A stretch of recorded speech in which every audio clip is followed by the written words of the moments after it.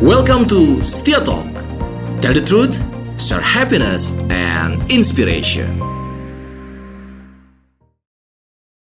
Video ini dipersembahkan oleh Kelas Jodoh. Kita yang memantaskan, Allah yang menentukan.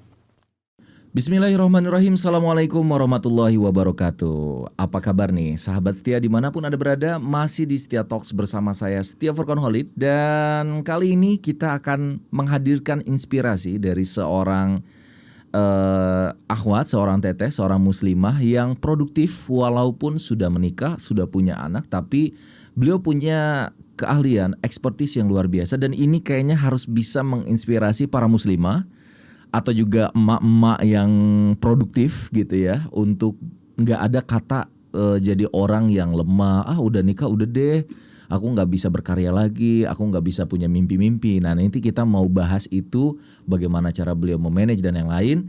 Beliau adalah kakak tingkat saya juga di kampus, jadi saya sudah kenal baik sama beliau, bahkan kita juga sama keluarga pernah berkunjung ke rumahnya beliau, Masya Allah ya. Baik, sekarang kita langsung aja kenalan dengan Teh Rika. Assalamualaikum warahmatullahi wabarakatuh, Teh.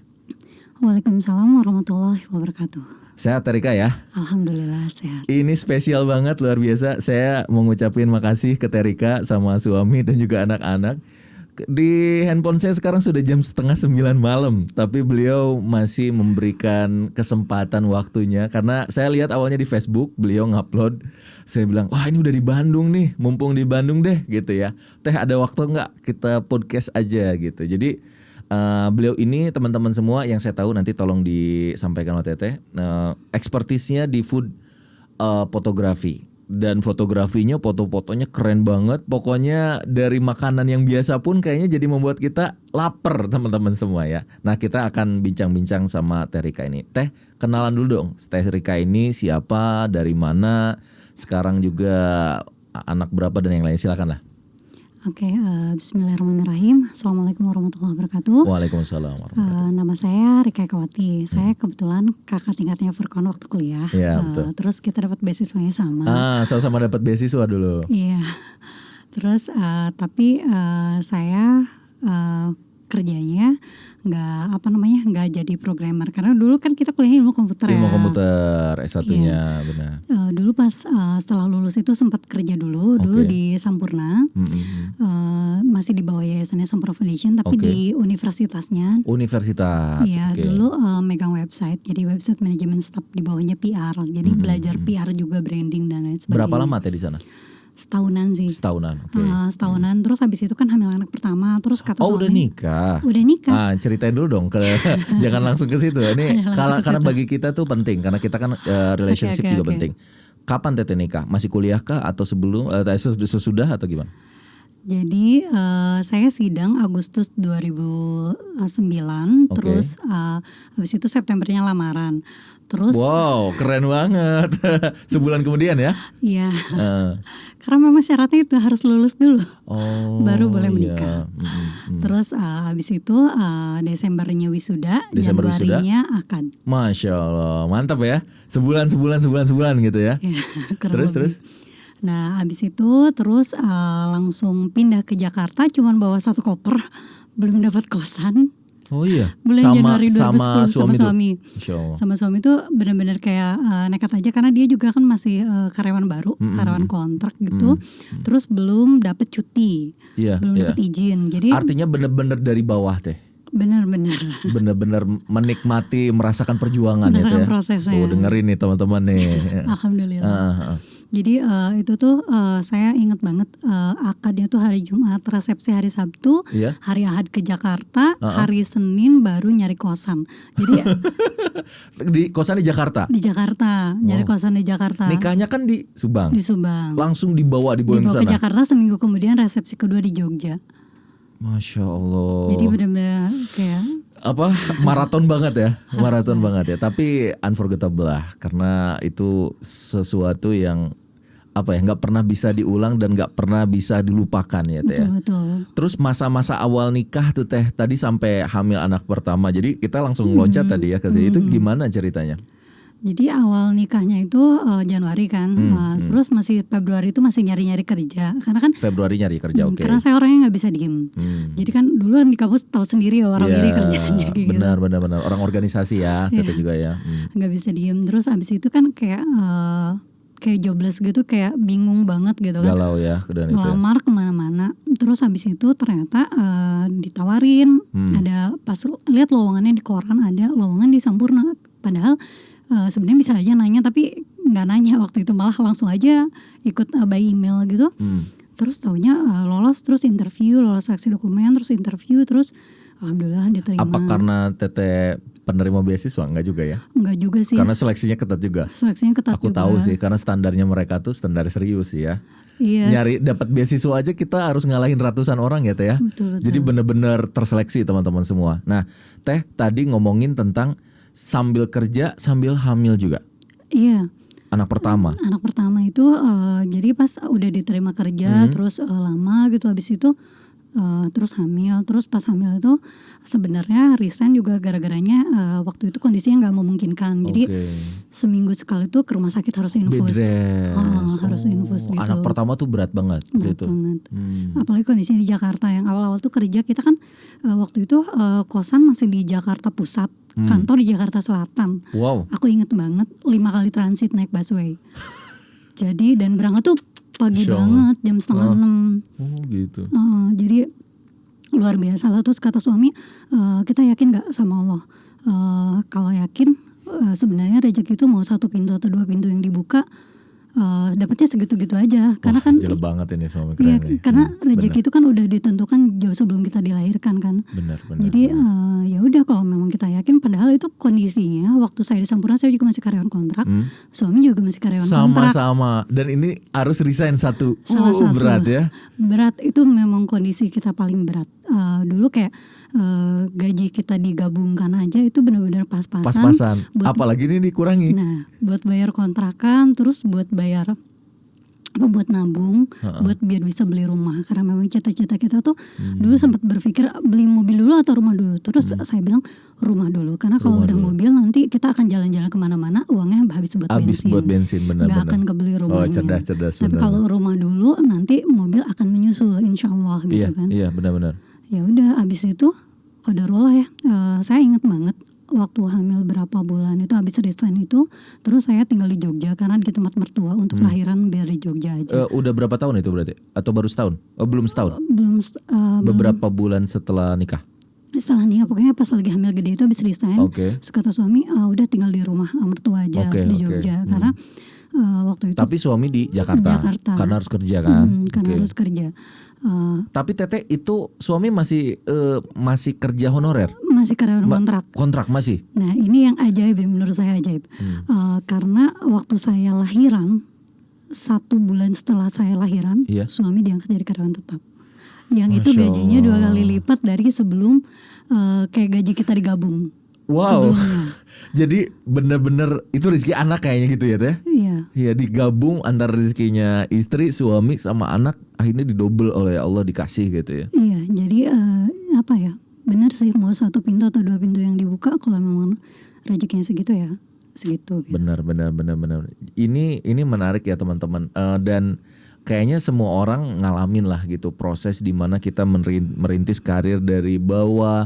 Roller coaster kehidupan. Teh ada nggak di titik terberat Teh sama suami pas dia yang berat-berat banget? Ada. Waktu dulu ya, ini biar jadi inspirasi nih buat teman-teman nih. Jadi pas kerja tuh menurut saya ini kenangan yang gak terlupakan tuh, lucu banget. Saya masih karyawan kontrak waktu itu kan, lagi hamil, lagi pusing-pusingnya gitulah pokoknya. Karena kan masih trimester pertama. Terus saya masih ingat banget, uang saya tinggal Rp30.000. Terus, Teteh udah nggak kerja? Enggak, masih kerja. Masih kerja, oke, siap, sorry. Masih uang saya tinggal Rp30.000 akhir bulan, belum gajian. Suami juga belum gajian. Terus dia juga nggak ada uang kecuali buat beli bensin. Terus waktu itu tiba-tiba dapat email kayaknya, dia tuh kayaknya dia transfer buat sumbangan ke Palestina 200.000. Iya. Emailnya ke aku. Emailnya ke Teteh. Kaget. Aku kondisinya gak punya uang loh. Maksudnya belum ditransfer? Enggak, udah dia transfer. Oh, udah ditransfer. Tapi konfirmasi transfernya ke emailku. Paham. Iya. dia nggak punya uang kan, cuma buat bensin, tapi dia masih sempet-sempetnya gitu infak buat Palestina 200.000. Uangku tinggal 30.000, aku bela-belain gak beli bubur buat sarapan gitu, biar bisa buat nanti makan sore gitu kan. Itu antara kesel, marah, sedih, tapi bangga dong. Iya, bangga dong. tapi marah juga. Iya. Marah juga kondisinya kan. Kita kondisi terjepit banget nih, gitu ya. Sama sekali di Jakarta kita nggak punya saudara loh. Iya. Yang punya cuma ibu kosan aja gitu kan. Akangnya dari Jogja kan, masih di Jogja, tetenya juga dari Subang kan. Nggak ada siapa-siapa gitu yang bisa kita mintain tolong gitu. Lalu itu di terus titik itu? Di titik itu udah ya.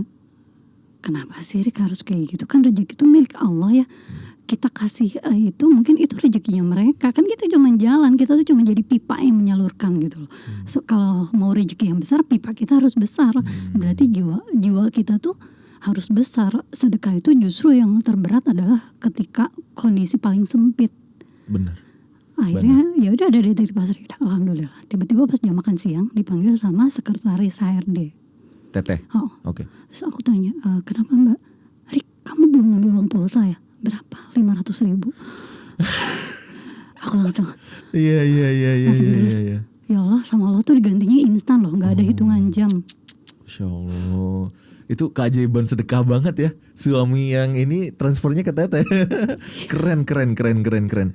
Itu artinya kapan teteh akhirnya mulai naik? Ketika justru punya anak dan teteh resign. Ekonomi mulai membaik, mulai stabil, atau masih tetap berjuang dulu waktu awal-awal nikah itu teh? Awal-awal nikah tuh masih, tapi saya selalu bilang sama suami, saya orangnya nggak bisa nabung.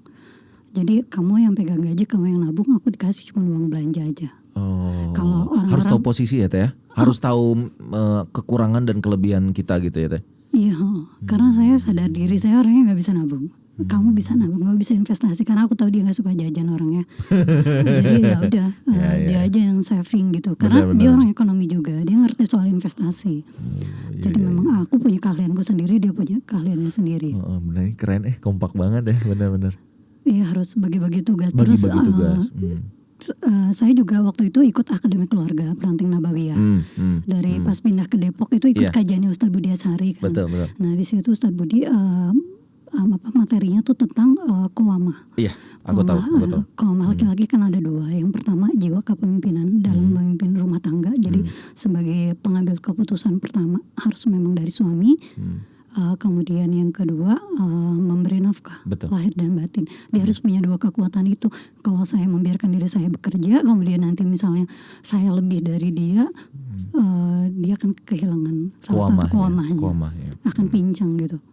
Jadi ya udah saya serahkan itu ke dia.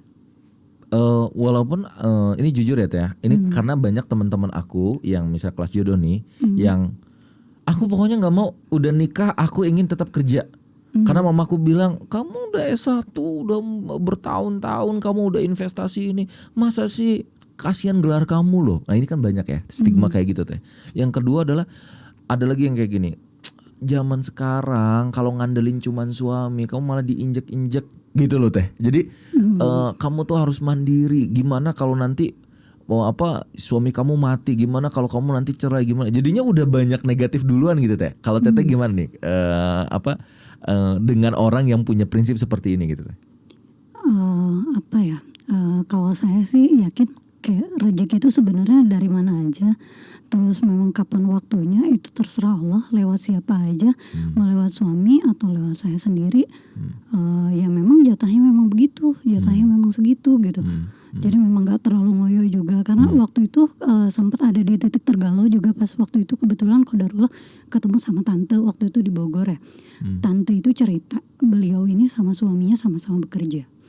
Tante itu posisinya lebih tinggi, udah manajer. Kalau om itu masih karyawan biasa.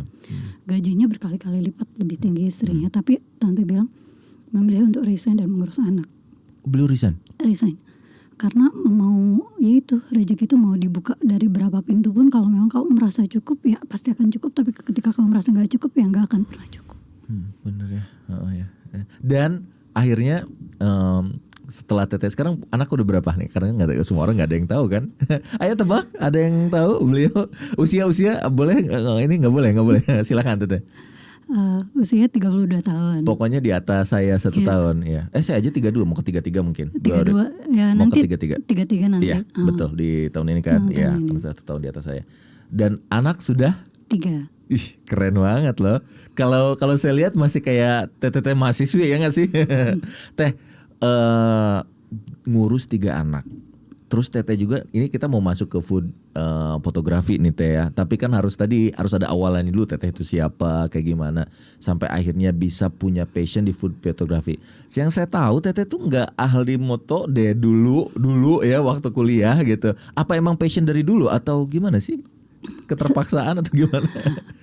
Jadi sebenarnya sih dari SMP tuh selalu bagian seksi dokumentasi. Oh gitu. Dari dulu selalu dokumentasi. Waktu kuliah juga sering banget dokumentasi gitu kan. Cuman yang nggak pernah digarap serius. Cuman kayak itu kan kayak menangkap momen aja gitu kan. Terus abis itu pas waktu nikah itu kan belum punya anak, masih berawal-awal hamil itu. Sama abis punya anak 1 tuh suami kan sering dinas keluar kota. Terus awalnya tuh saya review hotel, review tempat makan itu di TripAdvisor loh. Awalnya cuma kayak review. Review biasa aja. Review biasa aja, tapi dapat feedbacknya lumayan. Feedbacknya apa teh? Kayak waktu itu di beberapa hotel tuh saya dapat upgrade kelas. Jadi dari yang semalamnya 1,5 juta ke yang semalamnya 11 juta. Oh iya? Iya pernah. Pernah kayak gitu? Pernah. Gara-gara mengulas. Ngulas aku baru tahu loh ngulas tuh bisa kayak gitu ya. Iya makanya travel blogger itu lumayan juga sebenarnya. Benar. Jadi sekarang aja teteh hotelnya paling keren di Bandung. Aku tahu tadi di siaran langsungnya pasti kayaknya murah juga ya. Karena ini rajanya atau ratunya untuk yang ngulas itu ya. Terus gimana teh? Terus? Dari situ terus ya udah jadi sering-sering aja ngulas bahas. Tapi abis itu kan makin punya anak banyak, udah 2 aja udah mikir-mikir lagi kalau mau ikut kemana-mana karena tiket pesawat dan lain-lain gitu kan nggak selalu di cover. Emang suami suka keliling-keliling? Emang kerjanya emang sering? Sering keliling kayak ngasih training di daerah gitu kan. Oke. Terus abis itu ya udah kayaknya apa sih yang bisa dilakukan di rumah tanpa harus keluar rumah. Jadi suami tuh ngasih syarat gini, kan abis lahiran anak pertama terus anak kedua, terus saya tanya boleh kerja lagi nggak? Terus kata suami, kamu boleh kerja tapi nggak harus keluar rumah. Bingung. Pernah jualan. Kenapa teh? Emang boring ya, bosen ya kalau di rumah? Atau emang naluriahnya emang ingin biasanya berorganisasi, bergerak, berkegiatan gitu emang? Saya biasanya suka berinteraksi, suka bersosialisasi. Oke, jenuh kalau di rumah terus. Di rumah aja, terus kita tinggal di komplek. Kalau di komplek kan beda sama di kampung gitu yang punya tetangga yang selalu aktif sama tetangga. Jadi sendiri-sendiri gitu. aja. Jadi sendiri-sendiri gitu kan. Gimana caranya kita bikin aktivitas yang berarti. Nah terus habis itu. Pas anak kedua ngomong ke suami. Iya udah gimana, terus kata suami ya udah boleh kerja tapi harus di rumah. Karena ya itu kan perempuan tuh kalau keluar banyak fitnahnya. Jadi ya udah di rumah apa sih yang bisa dilakukan di rumah gitu. Mikir nih teteh. Mikir. Awalnya saya sempat kepikiran ya udah belajar programming lagi, diseriusin gitu kan. Tapi lama-lama kayaknya ini ngabisin waktu banget gitu. Jadi saya pengen pekerjaan tapi yang tidak melalaikan. Terus akhirnya berpikir kalau jadi food blogger itu kan masak tetap tuh buat kebutuhan rumah tetap tercukupi. Benar. Tapi kan cuma foto sama sharing resep aja kan. Benar. Nggak ngabisin banyak waktu gitu. Iya, nggak ngabisin banyak waktu. Jadi ya jadi udah. Bukan karena hobi. Hobinya lebih ke masak sih. Trial. Jadi trial. Hobinya justru masak. Tapi lama-lama kan masak tuh kita pengen fotonya bagus. Akhirnya belajar secara otodidak. Keren. Nggak ikut pelatihan apa gitu? Enggak ya? Otodidak. Lihat-lihat dia. Ngelihat kayak di sosmed atau di majalah-majalah. Jadi saya selalu pakai prinsip ATM, amati, tiru, modifikasi, dan itu efektif. Keren. Dulu pas awal-awal kan yang famous itu di luar negeri ya. Indonesia tuh jarang banget. Masih belum ya. Belum. Tahun berapa itu teh mulai food fotografi? Mulai dari tahun 2014. Tuh udah lama dong, udah hampir 7 tahunan ya. Udah hampir 7 tahunan. Itu sambil ngurus anak, sambil itu gimana cara manage waktunya? Kan ada suami, ada hak anak, kita juga harus ini gitu. Belum lagi anak-anak ngacak-ngacak dan yang lain gitu. Gimana sih? Jadi kan saya tanya dulu sama suami, boleh nggak Saya bilang boleh.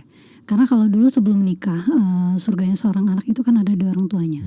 Makanya dulu juga saya nggak pernah ngeyel. Saya masuk kampus saja pilihan orang tua. Oh gitu. Masuk sekolah, jadi boleh flashback sedikit. Iya, ya boleh dong. Jadi gini. Santuy teh. Saya dari SD sampai SMA tuh ranking 1. Selalu juara umum. Terus waktu SMP itu juara umum nilainya tertinggi. Terus guru-guru tuh udah daftarin keterima di salah satu SMA negeri favorit di Bandung. Tapi orang tua bilang nggak boleh. Nangis, sedih, runtuh rasanya gitu kan. Teman-teman saya aja karena jauh gitu mungkin kata orang tua. Mati-matian. Karena anak perempuan satu-satunya ngekos tanpa awasan orang tua. Ya itulah orang tua. Namanya orang tua tuh khawatir. Khawatir itu karena sayang gitu kan. Jadi awalnya kecewa berat. Tapi saya bilang, saya tanya, ini buat mama bahagia apa?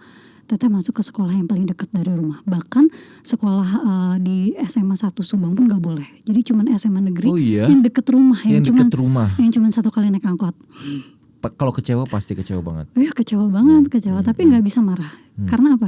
Karena surganya ada di orang tua. Jadi yaudah saya tanya, mama senang teteh di sini? Iya ini yang bikin mama senang. Ya udah. Teteh belum bisa bikin mama bahagia. Seenggaknya teteh gak mau bikin mama terluka gitu. Ya udah akhirnya masuk ke situ. Qadarullah tiba-tiba setelah masa orientasi dipanggil ke guru BP. Kata guru BP kan kaget takut apa-apa gitu guru BP. Iya kan BP kan. Tahu tawarin beasiswa Sampurna Foundation. Jadi saya masuk Intek Sekolah Nasional mulai dari SMA. Oh gitu. Jadi kaget juga. Dan itu bersyukur akhirnya. Benar. Bersyukur. Karena bahkan SMA yang saya idamkan itu yang di Bandung pun gak kepilih. Dapet beasiswa. Terus yang di Subang Kota pun gak kepilih gitu sama Sampurna. Malah SMA ini yang di kecamatan ini yang kepilih. Jadi, dan teteh dapat Intek Nasional lolos. Sampai ke kuliah loh terus. Nah kuliah juga gitu kan. Saya udah bilang saya pengen ke kampus teknik ini gitu kan. Terus kata mama gak boleh perempuan itu jadi guru teh. Kenapa jadi guru mah ngajarnya setengah hari pulang bisa ngurus anak sama suami. Ya Allah pikirannya tuh kayak cuma sampai situ gitu. Awalnya tuh kesel juga pasti karena kan ini menarik nih. Banyak yang jelek nih kayaknya nih. Benar. Iya karena kan apalagi sekarang era feminisme gitu. Dimana kesetaraan gender gitu kan. Perempuan juga berhak punya mimpi. Perempuan juga berhak sekolah teknik misalnya. Atau misalnya punya cita-cita kampus mana harusnya tuh didukung orang tua. Cuman teteh tanya, kenapa mah alasannya?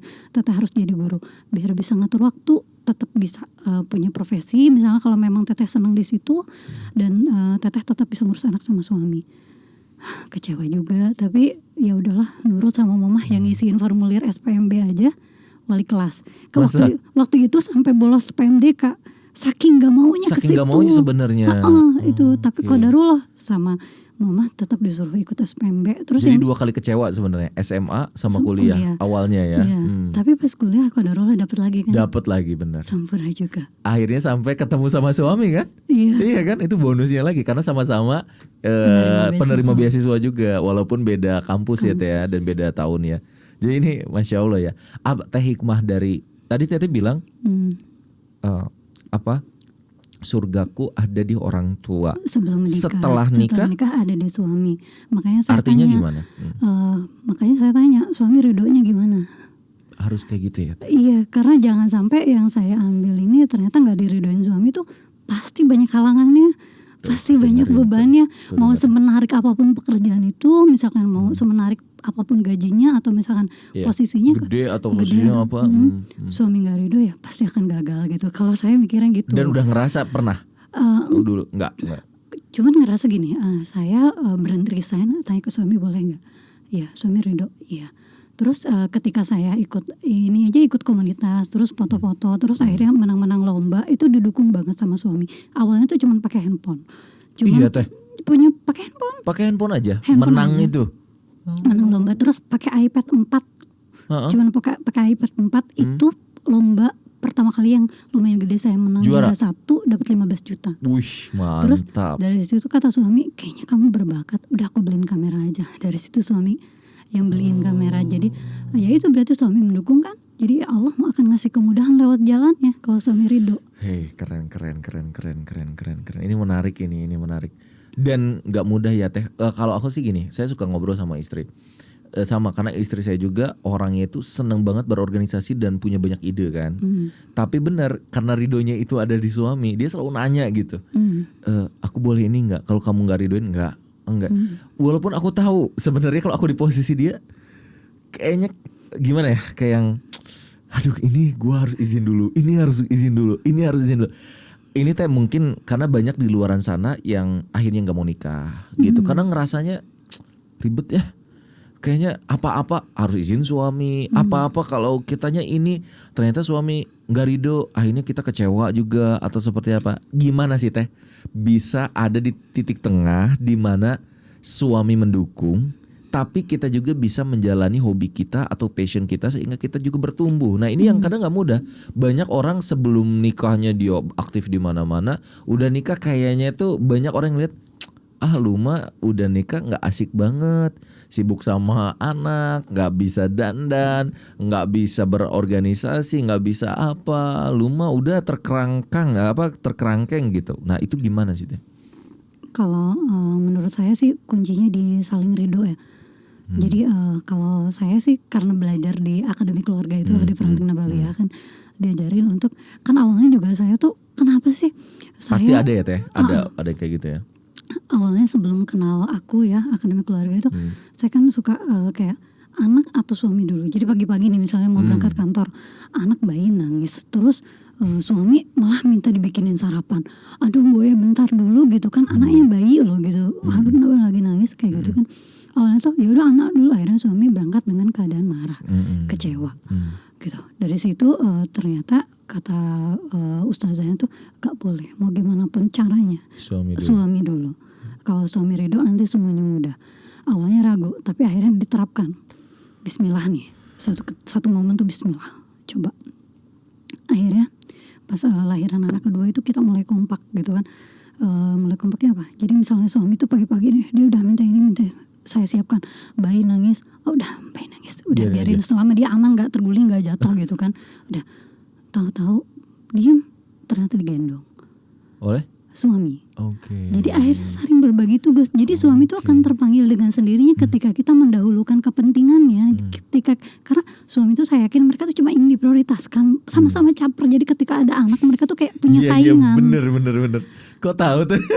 Bener. Katanya sih kalau kata istri saya namanya big baby teh. Nah, big baby. Jadi sebenarnya anaknya kalau 3 tuh nggak 3, 4 gitu kan. Ya, yang satu ini justru yang ingin diperhatikan, benar.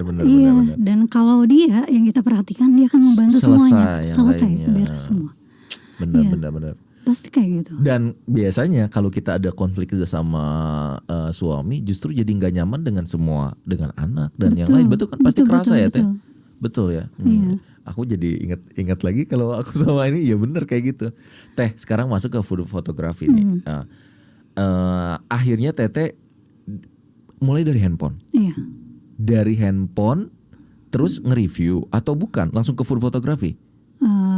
Dari handphone itu langsung ikut komunitas fotografi. Oh ikut komunitasnya dulu, oke. Ikut komunitas macam-macam lah banyak. Ada landscape, online, oke. Ada landscape, ada terus ada kopdarnya kan mereka. Okay. Terus ya udah ikut kayak gitu, ikut komunitas. Dari komunitas itu belajar sih. Terus ikut forum-forum juga sama grup-grup. Jadi mereka tuh sering cerita review kalau foto pakai handphone tuh begini, kalau foto pakai kamera tuh begini. Gitu belajar kan. Terus, Tete belajar upgrade terus. Upgrade itu terus habis itu ikut lomba-lomba, ikut giveaway dari yang paling receh gitu kan. Ikut giveaway. Giveaway. Lomba-lomba maksudnya. Iya giveaway, lomba-lomba fotografi. Langsung sukses atau ada gagalnya juga? Ada gagalnya juga, tapi ya.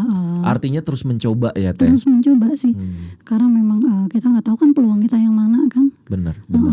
Terus yang menarik juga dulu saya pernah ikut kompetisi yang hadiahnya tuh sebenarnya dia kayak keliling Indonesia Timur gitu. Terus enak banget tuh. Iya, kalau menang. Selama 2 minggu kalau nggak salah. Terus waktu itu masuk nominasi, tapi akhirnya saya ngundurin diri. Terus, masa? Masuk nominasi 10 besar, tapi saya DM panitia, saya bilang mengundurkan diri karena saya punya anak-anak dan suami dan gak bisa ditinggal 2 minggu. Saya bilang kayak gitu.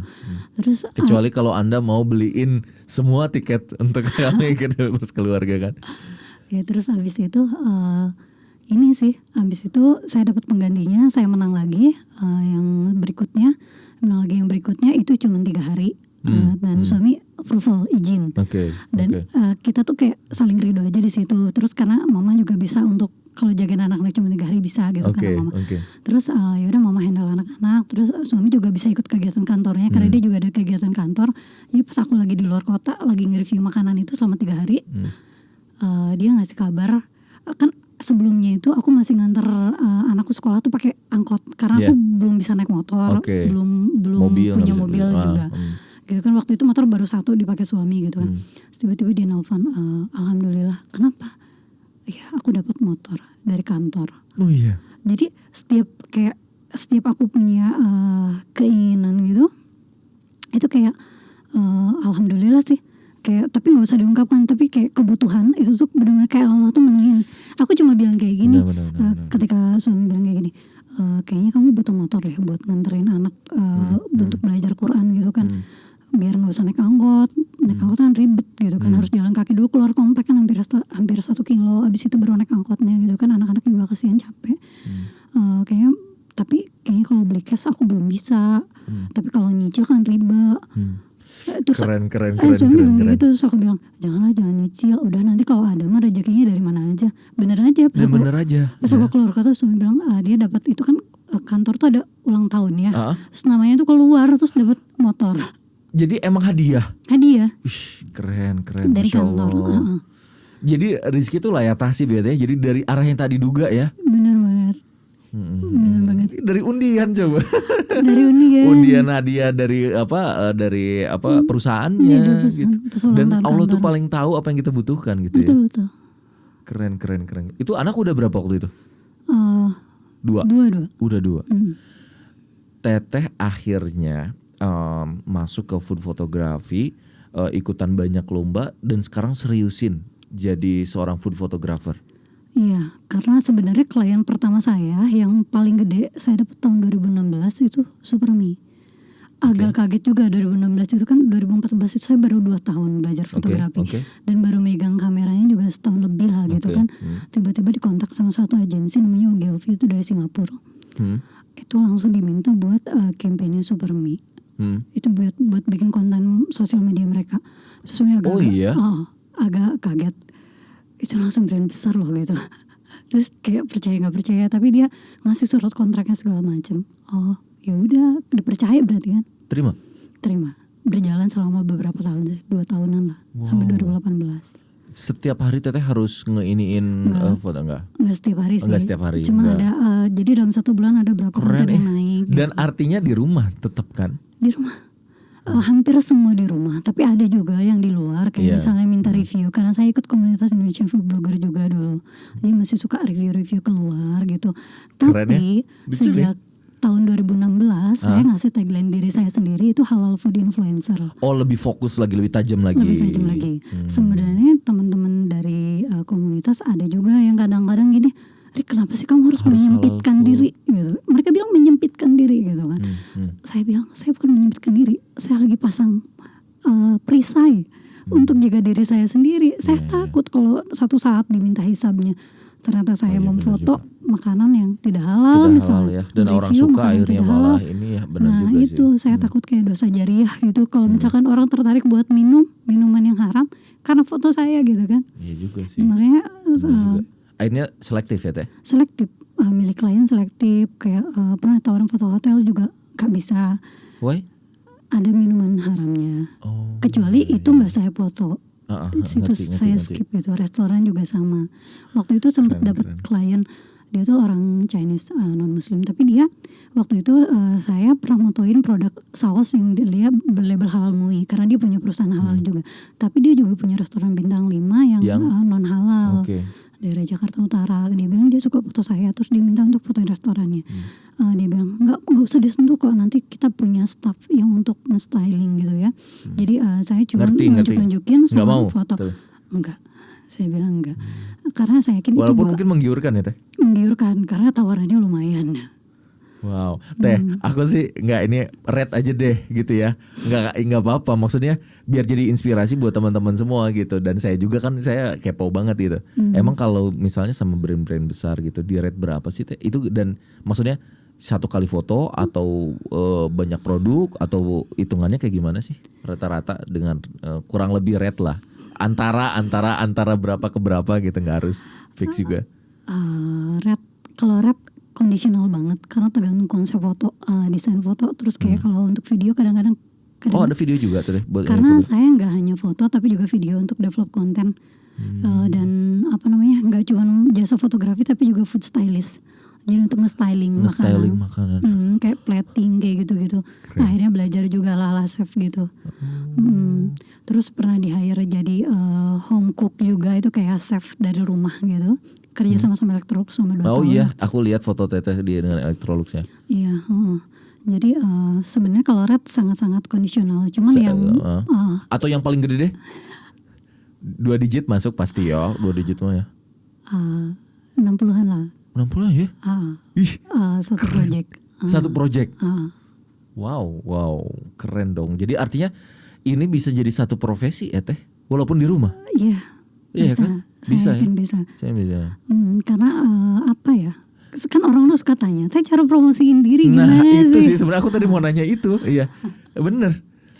Gimana sih cara Teteh? Kan ini punya 3 anak, ngurusin suami juga gitu. Gimana cara Teteh? Lucu ya?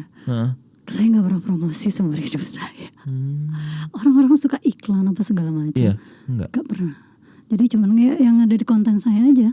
Di IG, karena kalau dibilang orang bilang diseriusin lah gitu bikin perusahaan, misalkan kayak Furkon punya perusahaan, punya karyawan, saya nggak punya karyawan satupun. Iya, nggak punya karyawan aja segede ini, apalagi kalau udah punya karyawan gitu. Nggak punya karyawan satupun gitu kan. Sampai kadang-kadang kalau ditanya sekarang udah mengembangkan ke videografi karena alhamdulillah suami mau bantu ngedit. Jadi emang suami bisa jago? Akhirnya setelah belajar. Belajar juga. Belajar juga, otodidak juga. Ada suami yang megang video, aku megang foto. Sebentar Teh, nih aku nih harus belajar nih. Ini di belakang layarnya nih. Masa kalah sama yang udah nikah, udah punya anak ya kan? Akhirnya suaminya bantu juga. Keren. Alhamdulillah sih kerja kolaborasi. Mungkin dia selama ini mungkin kasihan ngelihat saya kerja sendiri. Akhirnya apa yang bisa dibantu gitu kan. Itu alhamdulillah. Saya juga sebenarnya awal-awal gak pernah minta tolong, tapi Allah yang menggerakkan. Saya cuma yakin sama itu aja. Kalau memang sudah waktunya saya punya karyawan, mungkin satu-satunya punya karyawan juga. Kalau sekarang mungkin Allah yang menggerakkan suami dulu untuk bantu. Ya udah alhamdulillah segitu juga. Yang pasti nggak boleh ngeluh ya sama suami gitu. Aku nih sibuk ini, kamu dong ini atau gimana sih? Kan tetap Teh kalau itu misalnya Teteh udah tekan kontrak kan berarti ada target dong. Nggak beda dengan ketika Teteh cuman untuk happy-happyan aja gitu. Sebenarnya yang lucu malah suami itu kayak manajer. Jadi dia bilang, ini gitu. target posting kamu. Kadang-kadang dia yang ngatur jadwal. Aduh.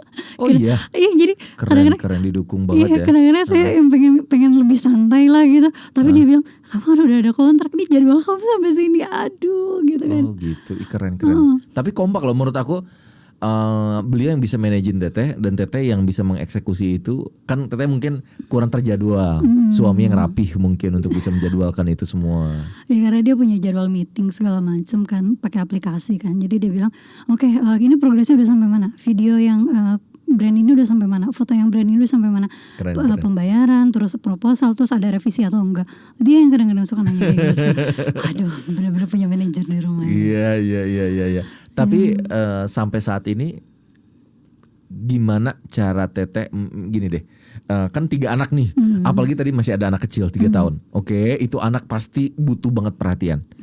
Tapi gimana ngambil waktu? Biasanya Teteh di jam berapa gitu untuk tadi food stylist, terus juga untuk moto, untuk video, yang itu hak-hak suami, anak gitu. Aku masih belum kepikiran Teh gitu.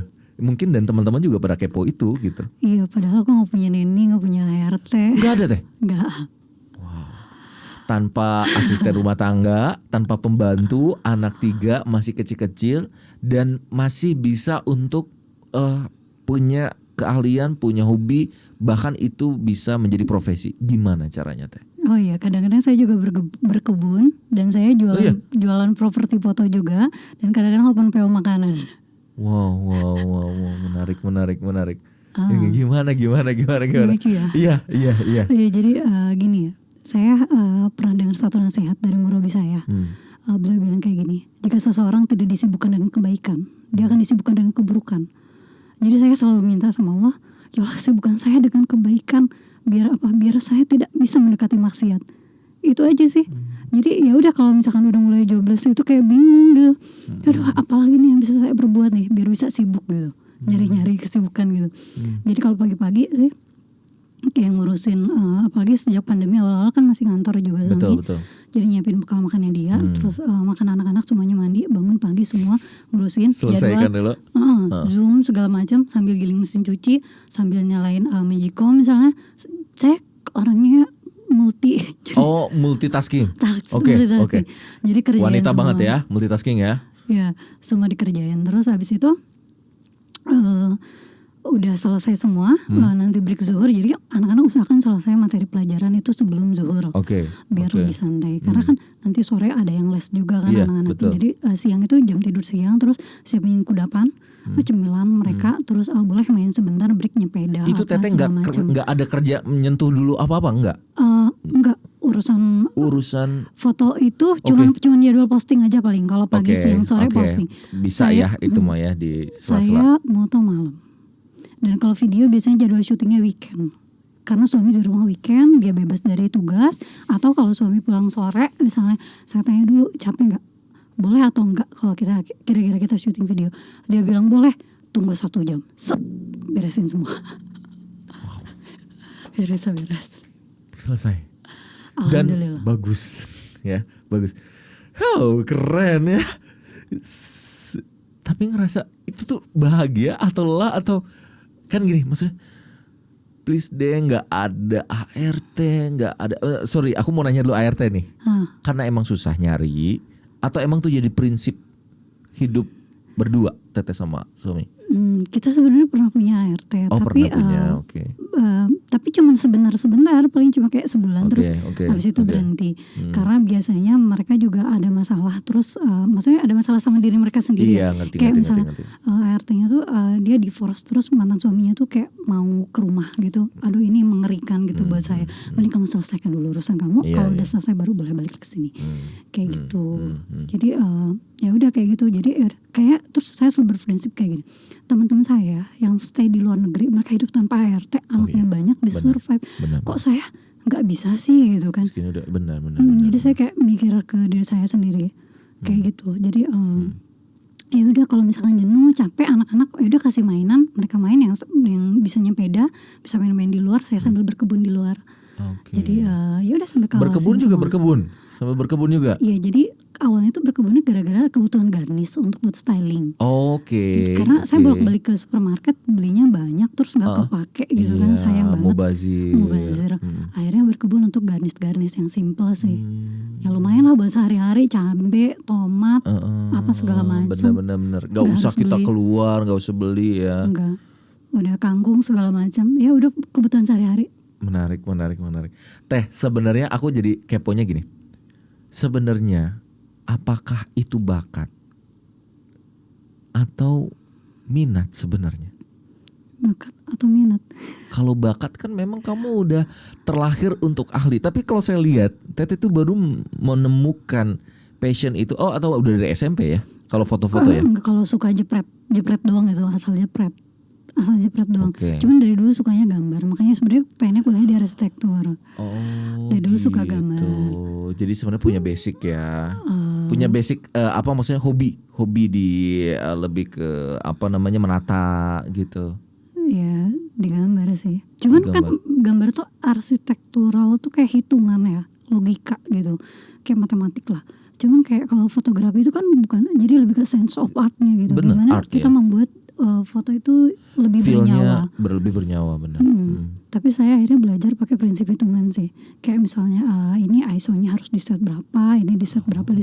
Jadi saya sebenarnya matematis banget. Makanya ketika saya ngajar di kelas fotografi saya ada kelas fotografi juga. Kelas online namanya kelas Teh Rika. Gimana kalau teman-teman mau ikutan Teh?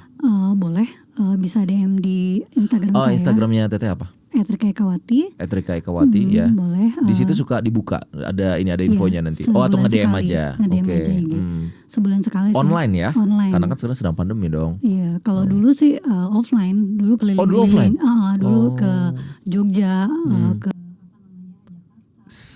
berapa kali pertemuan? Kalau di offline, kalau online berapa kali pertemuan? Offline itu cuma sekali, tapi dari pagi sampai sore.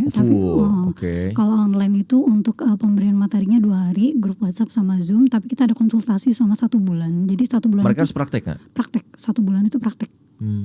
Jadi biasanya sampai bisa. Food tapi kan? Atau fotografi umum? Ada food, ada foto produk. Terus ada styling, terus ada kelas lighting, macam-macam sih kelasnya. Dipisah-pisah, disesuaikan sama mereka mau sama apa gitu. Tuh teman-teman nanti bisa aja follow @Rika Ekawati, terus nanti di sana teman-teman bisa DM aja nanya kelasnya udah dibuka belum teh gitu, karena cuma sebulan sekali ya teh dibukanya. Iya, sebulan sekali. Sekarang udah batch berapa kalau ada batchnya atau? Batch 12 sekarang. Wow, udah banyak banget ya. Jadi itu yang banyak macam-macam, dari emak-emak, dari udah masih muda, macam-macam, lintas usia berarti. Peserta paling tua saya kalau nggak salah 70 tahunan. Oh iya? Iya. Yang jauh-jauh ada dari US, ada dari Jepang, ada dari Inggris, ada Australia. Tahu dari mana mereka? IG. Dari Instagram. Yang dari luar itu biasanya request, teh kita yang perpotongan waktunya sama dong kalau Zoom meeting. Makanya rata-rata sih jam 8 malam.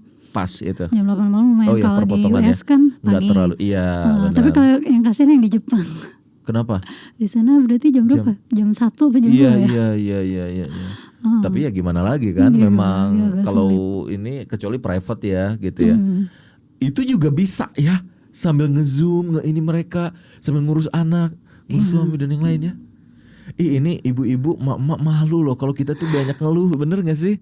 Ini Teh Rika dengan kesibukan gak ada ART, harus ngurus suami, anak-anak 3, harus juga tadi berkebun dan yang lain. Tapi Teh Rika kayaknya gak ada masalah, aduh aku sih capek, aku sibuk, aku lelah, aku apa. Kayaknya energinya makin kuat. Teh, di akhir perjumpaan kita nih, boleh dong semangatin teman-teman, apa nih kesimpulan kita dari obrolan kita. Kalau saya sih udah nangkep semuanya ya, menurut saya sih gitu, udah dapat banget nih bagaimana memanage waktu, memanage juga terus tadi ridho dari orang tua, ridho dari suami, bagaimana memanage waktunya, bagaimana kita profesional. Dan aku lihat sih lebih ke sungguh-sungguh ya. Betul, sungguh-sungguh dan kita atur skala prioritas. Kalau saya di rumah tangga prioritas pertama suami. Biar apa? Biar kita bisa sambil berbagi peran. Jadi saya dahulukan dulu suami biar peran kita jadi ditanggung bareng-bareng. Jadi saya ketika ngurus anak, kadang-kadang suami bantu nyuci piring, kayak gitu. Jadi ya udah kadang-kadang dia nganterin. Itu bukan karena teteh nyuruh? Enggak. Kadang-kadang dia otomatis, kayak keset otomatis sendiri gitu. Karena saya selalu tanya kalau pagi-pagi tuh, terus terang saya kayak di restoran pagi-pagi. Bi, kamu mau minum apa? Mau teh, mau jus, mau air putih. Sarapannya mau apa? Aku ada lauknya ini. Jadi dia pilih menu sendiri. Keren. Anak-anak juga kayak gitu, cemilannya hari ini mau apa? Jadi di list. Oke, jadi saya selalu ada meal preparation untuk seminggu sekali. Jadi list gitu. menu kita terus pilihannya ini. Keren. Karena kita nggak jajan. Jadi semuanya selalu di rumah gitu kan. Oh gitu Teh, nggak jajan juga anak-anak? Jarang banget. Kalau jajan paling kalau kayak pas keluar atau gitu pas aja. ketemu sama eyangnya. Iya, mau nggak mau kan kalau itu. Jadinya bersih, ininya juga higienis, udah pasti ya semuanya ya kita jagain ya. Iya betul, dan semuanya lebih terukur, kayak pengeluaran juga terukur, terus standar gizi juga terukur, terus rasa juga terukur. Anak-anak sudah suka sama selera rumah tuh seperti ini. Wow. Kayak gitu. Kayaknya itu harus ada podcast lagi khusus kayak food preparation, ngomongin dan yang lainnya. Kayaknya nggak bisa selesai sampai di sini ya. Teh Rika, ayo kesimpulan apa yang Teteh mau sharing ke teman-teman sahabat setia nih, baik itu yang belum nikah atau yang sudah menikah, lebih ke menghayati peran sebagai seorang wanita, seorang istri atau juga seorang ibu dengan profesinya juga. Silakan Teh. Oke, saya mengutip kata-kata usaha saya ya. Penyebutan perempuan dalam Al-Quran itu paling banyak perannya. Yang paling banyak sebagai apa? Sebagai istri. Yang paling banyak dibanding sebagai ibu, dibanding sebagai anak atau saudara perempuan dari seseorang misalnya. Even dari seorang nabi. Kenapa sih yang paling banyak disebutkan dalam Al-Quran itu peran perempuan dalam Al-Quran itu sebagai seorang istri? Karena yaitu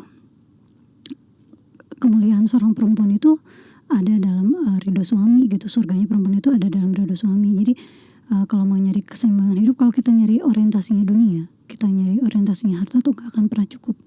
Mau sebanyak apapun yang kerja, misalnya kita kerja, suami kerja, anak-anak disuruh kerja untuk membiayai kemauan kita, gak akan pernah cukup. Karena itu bukan tolak ukur kebahagiaan. Bahagia itu adalah ketika kita tahan sama suami ridho, semua akan ditanggung sama-sama, mau susah mau senang ditanggung bareng-bareng. Kemudian saya selalu sadar tugas utama saya yang pertama memuliakan suami, kemudian mengurus anak-anak, karena suami juga suka evaluasi. Selain evaluasi soal kerjaan, dia selalu evaluasi. Yang pertama pasti dia tanyakan, gimana progres anak-anak hari ini, belajar apa anak-anak hari ini, dan saya harus selalu menyiapkan jawabannya. Makanya selalu mendampingi mereka dalam proses belajar. Mau anak yang 1, yang 2, yang 3, yang 3 udah bisa apa. Karena anak kedua saya pernah mengalami speech delay sampai ikut terapi selama bertahun-tahun, pindah-pindah rumah sakit. Perjuangannya udah berasa banget sampai sekarang dia bisa bicara, bisa menghafal Quran. Itu tuh kayak keajaiban banget dari Allah. Dan itu kayak Allah juga mengingatkan juga memang harus memang komunikasi itu harus dua arah. Jadi nggak bisa anak itu hanya mendengar saja tanpa pernah menjawab. Mungkin terlihat taat, tapi bukan itu harapannya kan. Harapannya juga dia punya kreativitas sendiri, bisa mengungkapkan apa yang dia rasakan. Kayak gitu. Itu ada terapinya itu ya? Terapi di rumah sakit, ganti-ganti rumah sakit. Terus kita juga sampai cek ke dokter macam-macam gitu kan, karena takut ada yang lain. Tapi alhamdulillah sekarang udah lancar bicara dan tanpa kurang satu apapun. Pokoknya ada banyak banget pelajaran. Terus kayak misalnya kok bisa kenapa rezeki seseorang bisa dilebihkan atas lainnya gitu. Kadang-kadang ada yang bertanya seperti itu. Saya ingat banget perkataan teman saya, kalau kita mau rezeki kita besar, rezeki itu sama kayak air yang mengalir. Semakin besar pipanya, semakin besar air dialirkan. Caranya memperbanyak ruang sedekah. Lebih banyak yang kita biayai, lebih banyak rezeki yang masuk. Saya sadar sekarang tuh juga lebih banyak setelah ayah saya meninggal, saya punya tanggungan untuk membiayai adik saya yang bungsu kuliah. Alhamdulillah pekerjaan semakin banyak. Alhamdulillah pemasukan semakin banyak. Karena saya bilang kayak gini, ketika bapak meninggal, saya bilang sama mama gak usah khawatir, ada Allah. Dan rezeki itu bisa dari mana saja. Insya Allah nanti adik bisa kuliah, insya Allah mungkin lewat teteh gak apa-apa. Karena bisa lewat siapa aja, mungkin ini juga kayak amanah dari Allah, cuman jalannya aja lewat teteh gitu. Saya bilang kayak gitu. Terus alhamdulillahnya yang saya senang misalnya dari orang-orang, teh bisa buat beli apa? Kadang-kadang suka ada yang nanya kayak gitu. Buat saya ketika orang butuh terus saya ada, itu adalah kebahagiaan paling besar buat saya. Orang mau misalkan sini kena musibah, kita sekarang mau tahun, saya bilang siap. Sampai ikut komunitas apa gitu yang suka untuk ini. Karena saya percaya memang rezeki itu ada untuk dialirkan. Makanya selalu bilang sama suami, kamu aja yang bagian investasi, kamu aja yang bagian nyimpan. Karena saya orangnya gak bisa nabung, pasti habis terus. Karena kalau ada bilang orang butuh, pasti saya sih. Mirip banget saya kayak istri saya kayak gitu, ya benar. Makanya nggak bisa nabung. Benar. Karena nggak tegaan itu ya, ingin ngasih, ingin ini. Tapi justru menurut aku itulah yang membuat Terika rezekinya makin berkah, anak-anaknya juga soleh-soleha, terus juga keluarganya mudah-mudahan sakinah mawaddah warahmah ya Teh ya. Teteh luar biasa Terika, ini kakak tingkat saya yang menginspirasi ya, udah hadir sampai sekarang jam berapa? Sudah hampir setengah 10 malam. Dan suaminya setia loh, ada di luar sana ngejagain 3 anaknya. Dan kayaknya udah saling memahami dan gak saling menuntut. Saya salut banget sama kekompakan keluarga ini. Diawali tadi dengan keikhlasan Terika memahami tentang peran, suaminya juga gitu ya, satu visi, terus belajar dan yang lain.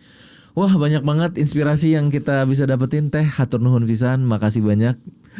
Udah hampir sejam ya. Aku bilangnya tadi 40 menit, ini udah 53 menit ya. Hatur nuhun pisan Teh Rika, mudah-mudahan makin sukses, makin jaya. Saya